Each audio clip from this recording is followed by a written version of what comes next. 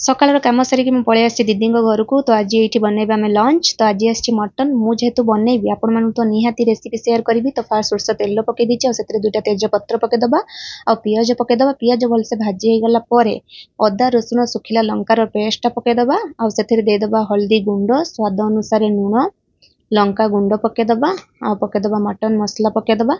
तो भलसे मसलाटा कषिदबा जिते पर्यंत मसलार तेल न छाड़ी। तो एबे पकईदबा आम मटनटा पकईदबा मसलाटा भलसे कषि होगला। तो मटनटा पकई सारा 2-3 मिनिट एपट सेपट करी भलसे मिसईदबा।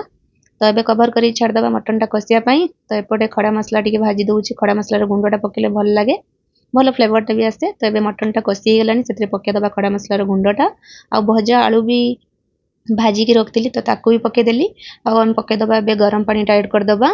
तो बस लास्ट रे पकईदबा धनिया पत्र बस रेडी होगला आमर संडे स्पेशल मटन आलू झोलटा।